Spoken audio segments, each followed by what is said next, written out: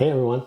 Today I'm going to review a piece of software, a plugin for Final Cut Pro called Dehancer. It's a film emulation and color grading software. So stick around and I'll show you more.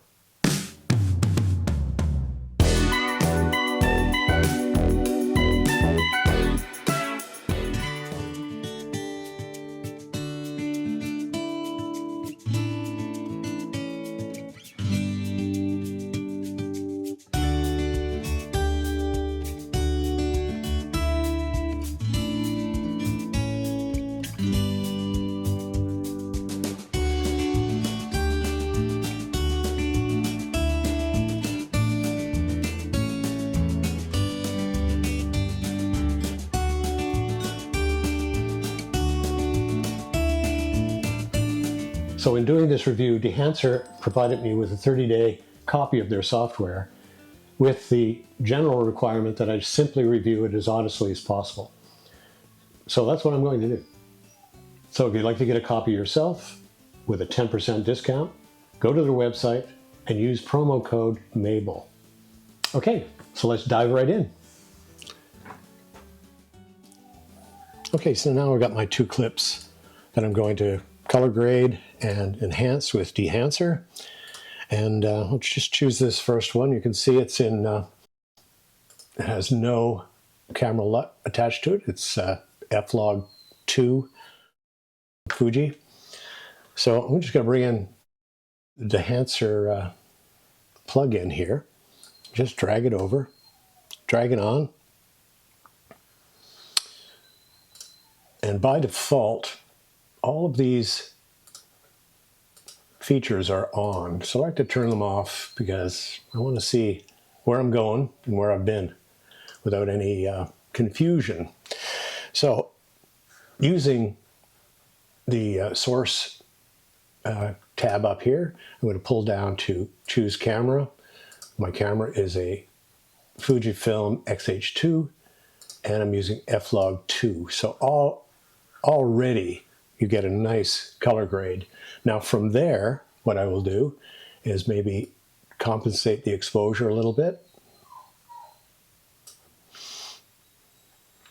And from there, I might go to expand and have a look what this does. One of the quirky things about this software is that you have to turn on the feature which is at the bottom. So sometimes you kind of forget to do that and you will move these sliders and nothing appears to happen. It would be nice if this little button was right here to the left of the word expand so that you could see that it was on or off before you begin to correct. Just a little thing, but I'm sure that'll be fixed in the future. So with expand on, I can expand the range, and of course I'm looking at my scopes over here to see where my image lies. Yeah, in Film Developer, go there. I can boost the color a little bit, just a little. In Film Compression, it's a good one. The impact, again, turn it on. Do you see the impact slider and what that does? You can mess with the tonal range until you get something that looks good. Now, in the expand tab down here, also it would be really good to move these around to a more, to kind of reflect your workflow.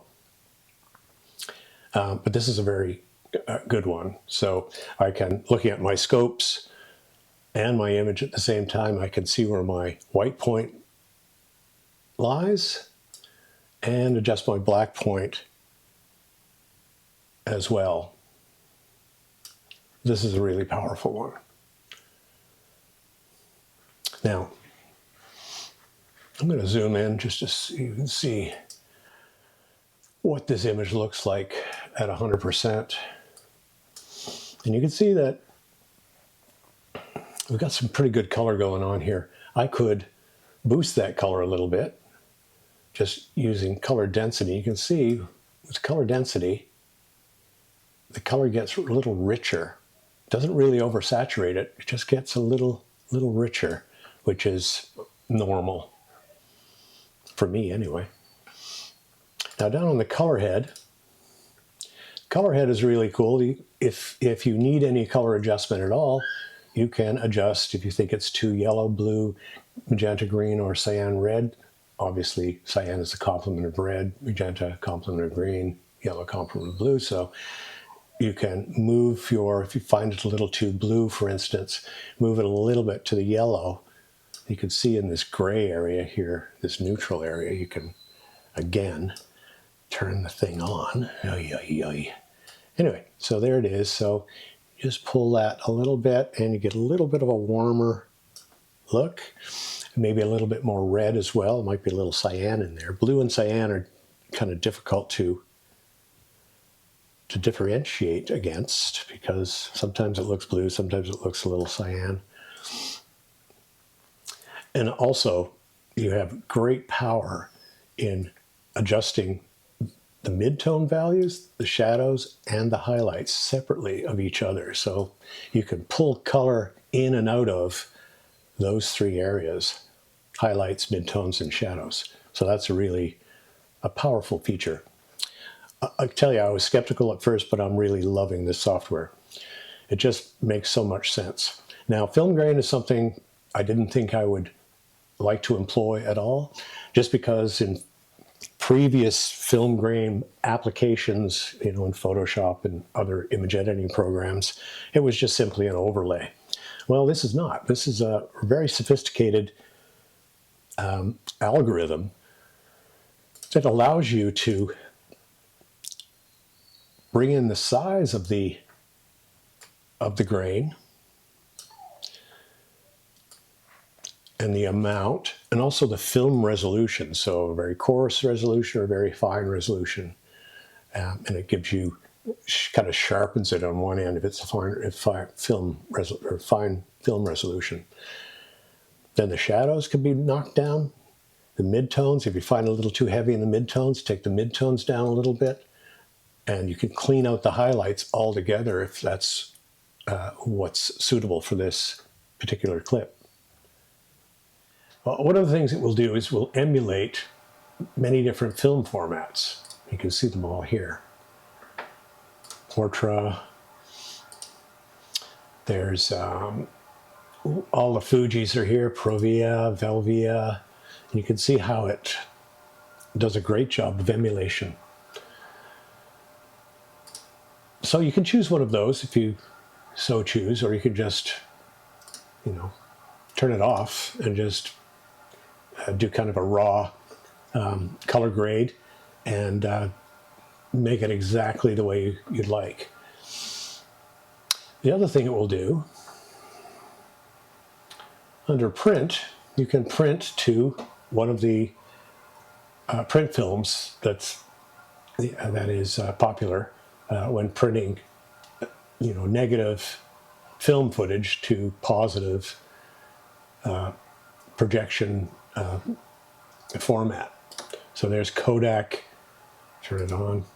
There's Kodak 2383, which is a popular one. You can see it has a definite look. And Fujifilm, and Endura glossy paper, which has it's a beautiful rich effect, doesn't it? Anyway, I hesitate to use any of these in my workflow, only because, I don't know, I'm of two minds really. Coming from the film world for more than 30 years before going digital, I understand the advantage of digital, and I also understand the nostalgia behind that film look, especially adding film grain to your footage. A few other things here that I really want to check out. I'm not so crazy about halation because halation was an error in film photography. In fact, there was an anti-halation layer added to many color films, most color films, if not all. So adding back halation just seems like a mistake. Anyway, But bloom, on the other hand, bloom is something I really think might be something to use. Let's go up to 100% and see what we can do with bloom.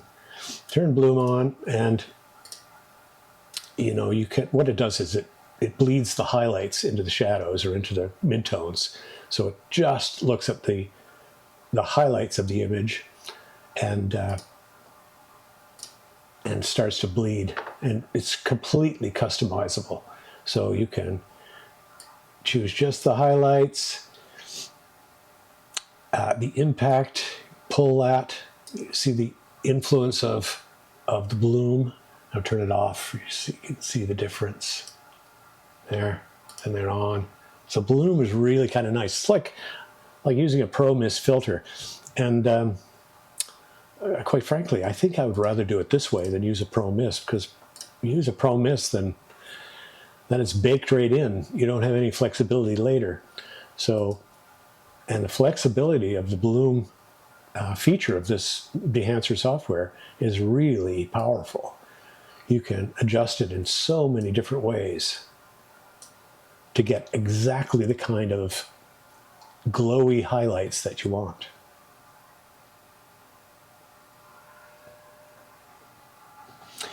Other things here, film damage, I'm not too jazzed about that. That just adds hairs and all kinds of things, and it's fully customizable. You can bring in a lot of dust. You can scale the dust. You can adjust the darkness of the dust. You can bring in hair, scratches, all those kinds of things. And of course, after you turn it on, you should start to see it. Anyway, I'm going to turn that off. I'm not crazy about that. Film breath is all about, when you turn that on, it kind of brings in the highlights, or the color and the exposure kind of breathes in and out. And again, it's a kind of an error that I'm not too crazy about. Gate weave, the same thing. Gate weave just mimics motion picture film going through a projector, and because it's mechanical, it's kind of jittery and moving around. So again, gate weave, this can be really useful if, in fact, that part of your story can utilize these kind of old artifacts. Table overscan just sort of mimics you know, what it might look like if the entire film base is scanned. And again, it has its aesthetic uses, I suppose. And you can choose all kinds of different formats. Ultra Panavision, kind of cool, you know. But again, that's a bit gimmicky. And certainly it could be, you know, useful in some ways. Turn that off, though. Vignette, self-explanatory. The way I like to use vignette in all programs is pull down the feather so that it's hard, so you can see where it actually is implementing. So there's no feather on the vignette, so you can bring it right to the edges, so you know that that's exactly where it's going to be darkening the edges, and then bring back the feather just like that, just like so. I kind of tend to use that. Certainly I use it in my still photography. Lot generator is kind of cool too. So once you get this part of your transformation correct, then you can save that as a LUT to use it later. Run it, run it.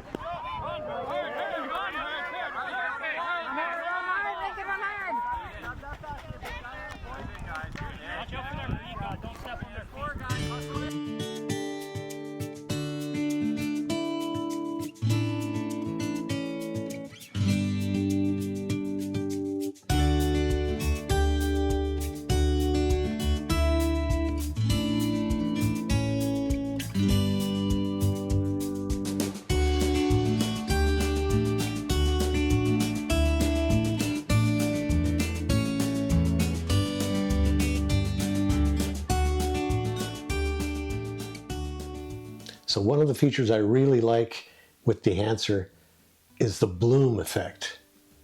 Now this shot here was shot with a Pro Mist filter. Now this shot was shot without the Pro Mist filter, but with bloom enabled in Dehancer. So I don't know about you, but I'm pretty impressed with this feature. I may just have to throw away all my Pro Mist filters and do everything in post from now on, particularly because you can fine-tune each individual area of the bloom, from the highlights to the shadows. So that alone is worth the price of admission for me. So this review has been in no way comprehensive. I went over a few things, the kind of things I like to work at. I'll put some more examples at the end of this outro. One of the things that struck me about the software was its power and its sophistication in the algorithm. One of the downsides, though, is the interface design. That needs to be improved. The other downside is the cost. It is quite expensive, but you can get a light version if that's all you need. For me, the software is great. It takes the pain away from color grading and just simplifies everything in a very logical, straightforward way with lots and lots of power. The only thing that I would recommend is that the interface be improved. It wouldn't take much to move those windows around and make them flexible, put buttons where they're most useful, turning on and off features in a logical way.